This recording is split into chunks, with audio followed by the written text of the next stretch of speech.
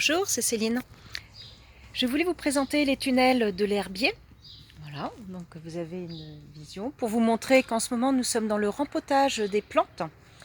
Des plantes qui vont être installées plus tard pour fournir les jardinières et les différents massifs des sites Yves Rocher sur la Gacilly. Voilà. Je vous montre un petit peu toutes les espèces qui ont déjà été rempotées.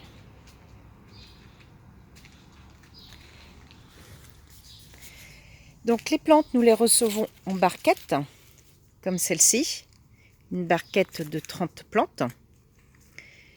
Donc ces plantes, on les appelle des micromottes. Effectivement, quand on les soulève, vous avez une toute petite motte autour de la plantule.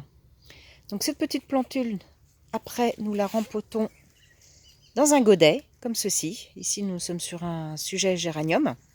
Voilà, comme ça a bien le temps de raciner. Voilà, c'est ce qui se passe ici sur du surfinia. Voilà, bien le temps de raciner avant qu'on puisse les transplanter dans les jardinières et dans les massifs. Voilà. Alors après, je peux vous donner un petit conseil si aussi chez vous, vous faites du rempotage. Vous voyez ici sur les géraniums, donc il ne faut jamais laisser les fleurs sur les plantes. Voilà. Donc je vous conseille de descendre bien en bas pour les géraniums, en bas de la tige, et bien casser de manière franche la tige florale, car sinon ça risque de pourrir la plante si la tige est mal cassée.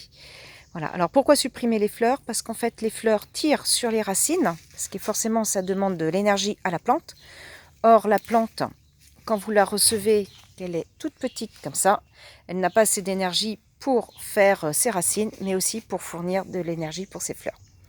Voilà, donc d'où l'intérêt de couper les fleurs de manière à ce que la plante racine et soit bien forte après pour aller directement dans vos jardinières. Voilà.